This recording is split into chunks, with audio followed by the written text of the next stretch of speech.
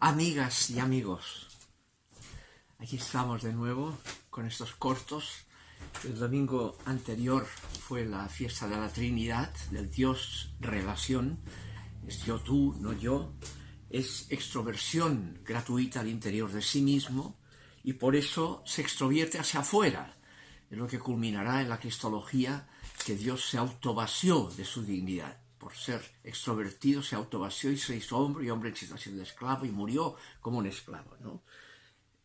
Crucificado, pero Dios lo resucitó. Entonces, ese tema de la muerte, resurrección del Dios encarnado es lo que celebramos hoy en el misterio fundamental de la fe cristiana, que es lo que llamamos la fiesta de Corpus, o sea, la Eucaristía. La Eucaristía remite a ese misterio que San Juan en el capítulo 8 dirá, identificará: cuando me levanten al Hijo del Hombre crucificado, conocerán que yo soy, que yo estoy ahí. El Dios, la presencia trascendente de Dios identificada con el crucificado. Y a partir de ahí, el capítulo 12 dice de Juan, y cuando levanten al Hijo del Hombre así, atraeré a todos hacia mí. ¿Ya? Ese tema es el memorial fundamental de la fe cristiana, ¿no? Y lo que corresponde a la fórmula, el credo primitivo anterior a las cartas de Pablo, que son los textos más antiguos del cristianismo, las cartas de Pablo, pero en esas cartas hay fórmulas prepaulinas. En la primera Corintios, capítulo 15, está el querigma. Yo les doy por tradición lo que a mí me ha llegado por tradición, cito el querigma pascual. Y en el capítulo 11, del mismo, la primera carta a los Corintios, está la celebración, el memorial del querigma. Yo recibí por tradición del Señor, dice, lo mismo que les transmito. Y cita ahí la fórmula, que el Señor Jesús, la noche en que iba a ser entregado, usando la palabra paradome, que es entregar, la misma que emplea para expresar la muerte de Jesús, Juan 19, una vez todo ha sido completado, dice Jesús, según Juan, entregó el Espíritu. Esa entrega, lo que significa esa entrega, es entregado en el memorial, cuya fórmula se conserva en este texto de la primera carta a los Corintios, capítulo 11, 23, la celebración del querigma, ¿no? Ese memorial, que es cuando dice al final de la fórmula, hagan esto como memorial mío, no es pura memoria, no es recuerdo, es memorial. Memorial tiene un significado profundo en la fe, que corresponde a un tema anterior en el judaísmo previo, que es el zícaron, el memorial o zícaron. ¿Y qué es el zícaron? Es la celebración que tenía el judaísmo y sigue teniendo, ¿no? La celebración, el memorial de la Pascua judía, del paso del Mar Rojo, de la liberación, de superar la muerte de la esclavitud, pasando por el mar, a la nueva vida. Como dice el texto de Éxodo capítulo 12, versículo 21 en adelante, dirá, guardaréis este zícaron, este rito, esta celebración, cuando entréis en la tierra que os dará Yahvé según su promesa. Y cuando os pregunten vuestros hijos, como parte del rito familiar de la Pascua, cuando os pregunten qué significa para vosotros este zícaron, responderéis: este es el sacrificio de la Pascua de Yahvé, que pasó de largo por las casas de los israelitas en Egipto, cuando hirió a los egipcios y salvó nuestras casas, nuestras. No es un tema de memoria del pasado, es a nosotros, es por nuestra salvación, nos salvó y lo actualiza.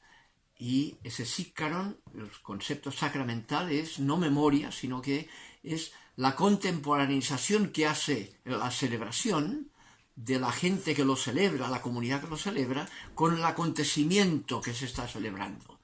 Dios se hace contemporáneo a la celebración de la comunidad, o hace que la comunidad trascienda su espacio-tiempo y lo que celebra lo conecta con el acontecimiento único pasado en la historia.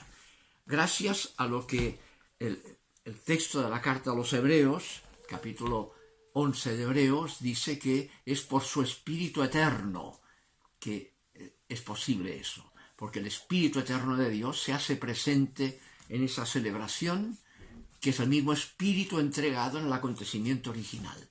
Esa es toda la temática que está ahí. En el Zícaron hebreo está un significado más complejo todavía, ¿no? Por eso el mundo judío, el día de Año Nuevo, el Rosh Hashanah, que llaman, que es el Año Nuevo judío, es llamado también el Yom Zícaron, el día del Zícaron, el día del memorial, el día del Año Nuevo, de la vida nueva. Y ahí se alude al tema que hemos visto en Éxodo 12, ¿no? El paso del Mar Rojo, la vida nueva después de la superación de la muerte simbolizada por el decreto faraónico para que maten a los hijos y que fueron liberados por Moisés, y pasó el Mar Rojo, pasaron de muerte a vida, de decreto de muerte a vida, a nueva vida. Es el día de la celebración de eso, y al mismo tiempo el Año Nuevo es el día de la celebración de una tradición según la cual en ese día Dios creó el mundo y creó a Adán y Eva, al ser humano, y celebra el Yom Kippur el inicio de la vida, la creación del mundo y de Adán y Eva en la vida originaria, antes de todo el desastre que siguió después, ¿no? Ese es el tema, la vida original y la vida nueva restaurada en el memorial del paso del Mar Rojo, ¿ya? Ese es el tema grande que hay ahí, ¿no? Fíjense que en esta línea es interesante que el texto de hoy del Evangelio es sacado del Evangelio de Lucas, capítulo 9, ¿ya? Lucas 9, 11 a 17, ¿no? Que es el milagro en Lucas de la multiplicación de panes y peces, ¿no? Lo vincula con el tema de la celebración o el memorial pascual de la Eucaristía, ¿no? Y ahí bueno, Lucas narra todo ese relato, ¿no? Dice que no había mucha gente y los discípulos le dicen a Jesús, despáchalos para que puedan ir a comer. Y Jesús les dice, pero denle ustedes mismos de comer. Y todos le dicen, pero si aquí hay alguien que tiene 5 panes y 2 peces, pero ¿qué es eso para tanta gente? Y juega con los números ahí Lucas, ¿no? Y los sinópticos. Son 5 panes para alimentar a 5.000 personas que había. Mateo añade, sin contar a mujeres y niños, además, ¿no? Lo exagera. Y Jesús les dice, bueno, que se reúnan en grupos de a 50, ¿ya? De a 50 cada grupo, para 5.000 personas, quiere decir hacer 100 grupos de a 50 cada uno para alimentar a 5.000 personas. Comen y al final sobran todavía 12 canastos de pedazos de pan. 12. Sobran panes, ¿no? Obviamente esta sobra alude a Juan, al mismo Juan, capítulo 10, cuando dice Jesús, yo he venido para que tengan vida y para que la tengan en abundancia, o sea, de sobras, ¿no? Alude a eso, la vida que trasciende toda vida normal. Hay vida de sobras, es una vida eterna, ¿no? Todo este simbolismo está detrás del memorial del Zícaron, que tomará también el significado del memorial sacramental o del sacramento de la Eucaristía, ¿ya? Es interesante como el Evangelio de Lucas de la multiplicación de panes y peces, que también narran tanto Marcos como Mateo, están los 3 sinópticos, ¿no? Es de primera fuente, ¿no? Y entonces Juan es el único milagro de los sinópticos que años más tarde, cuando se redacta el Evangelio de Juan, tomará y lo integrará en su propio Evangelio. El único milagro de los sinópticos que se encuentra en Juan es este, no hay otro, ¿ya? Tiene otros milagros Juan que son propios de Juan, otros. Pero además Juan ya no habla de milagros. Jesús no hizo milagros según Juan. Hizo signos, semeia. No usa el término zaumastos. Jesús no es taumaturgo, sino que hace signos. Obras de Dios significativas, ¿no? Hace signos, semeia. Y entonces en la narración misma del capítulo 6 de Juan, cuando narra ese texto que toma de los sinópticos la narración de la multiplicación de panes y peces, dice entonces que Juan, el Evangelio de Juan, dice que tomó los panes y después de dar gracias, después de dar gracias, capítulo 6, versículo 10, la misma expresión eucaristesas que usa el capítulo 11, 23 de 1 Corintios, o sea, la narración del memorial, el querigma prepaulino, ¿no? Después de dar gracias, ahí viene la palabra eucaristesa, la palabra Eucaristía, de ese verbo usado ahí, que es el mismo que emplea Juan 6, cuando narra esa transformación de los panes para las 5.000 personas, ¿no? Después de dar gracias, lo entregó y todos comieron y quedó pan de sobras, ¿no? Les dio vida de sobras, ¿no? Vida en abundancia, ¿no? Y a partir de ahí, entonces, Juan, después de narrarlo, introduce lo que es el significado que Juan le da. Jesús hizo un signo con eso. ¿Cuál es el significado de ese milagro que usan los sinópticos? ¿Qué significa? ¿En qué es semella? Es un signo, ¿no? Y ahí dice que primero la gente que está en la playa, que está ahí, quiere hacerlo rey. Cuando ve aquella maravilla, quiere hacerlo rey, ¿ya? Y Jesús se va, y se va a la montaña, ¿ya? Huye de esa realeza. Obviamente la tradición del Rosh Hashanah, o sea, del año nuevo celebrado, tiene también en el Zícaron hebreo el significado de la instauración de la realeza de Dios. Dios es rey, crea el mundo siendo su rey. Es la realeza de Dios en ese mundo creado, ¿ya? Pero no es cualquier realeza, y aquí corrige. Jesús no acepta esa realeza como el rey David de poder, ¿no? No es un mesianismo de poder, sino que es el reino de Dios. Y por tanto, no acepta esa realeza, digamos, utilitaria, sino la realeza de lo que significa el autovaciamiento divino. Así reina Dios, no por poder, sino por alteridad, por salida de sí mismo eterna. Dios es relación, no es poder. Y ese es el tema del significado profundo de la Eucaristía, ¿no? Vincula en Juan ese capítulo 6, lo vincula si uno sigue en el capítulo 6, que es un capítulo largo, viene el tema de interpretativo, en que entonces le dice, si no comen mi carne y beben mi sangre, no pueden tener vida en ustedes, ¿no? Y le dicen, entonces, ¿cómo vamos a comer esa carne? Creen que es canibalismo.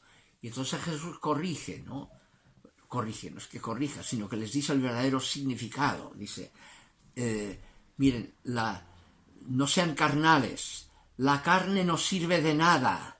Lo que yo les he dicho hay que entenderlo en clave de espíritu. Lo que yo les he dicho son palabras del espíritu, según el espíritu eterno, no según el significado carnal. No es un tema físico-químico la Eucaristía, es una presencia sacramental, como el Zícaron. El espíritu eterno hace posible que al celebrar eso, donde hay 2 o 3 celebrándolo en mi nombre, yo estoy ahí.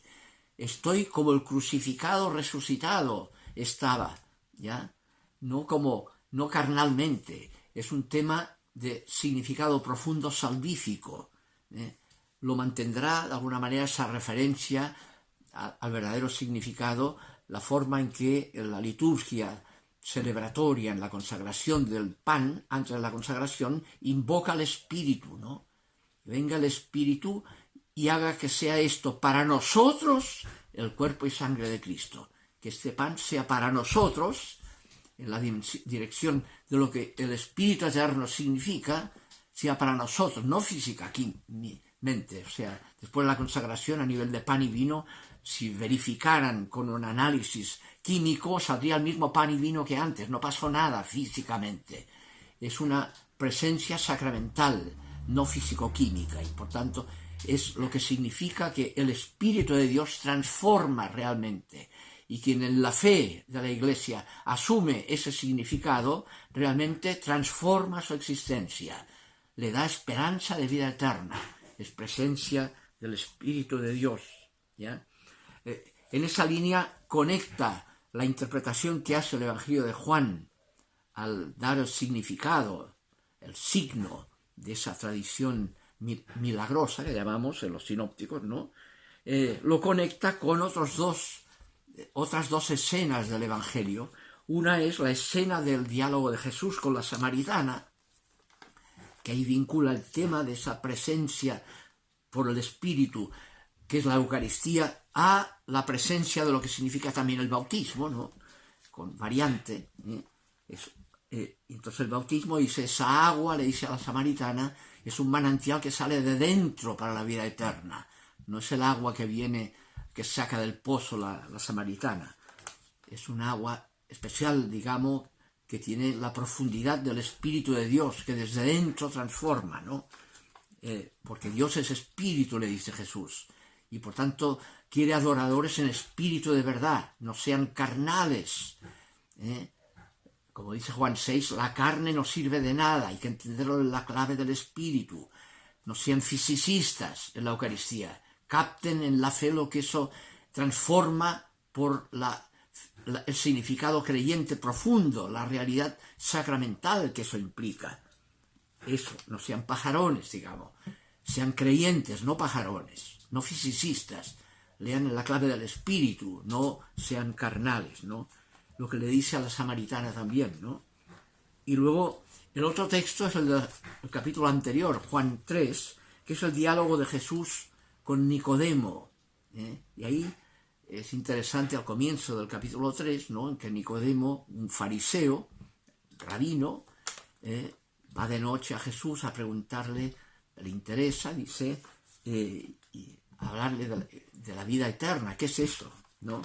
Y Jesús parte, sale en esos dos versículos, del versículo 3 al versículo 5 del capítulo 3, sale por única vez en todo el Evangelio de Juan la categoría de reino de Dios. Solo sale en esos dos versículos la categoría del reino de Dios, no sale más en el...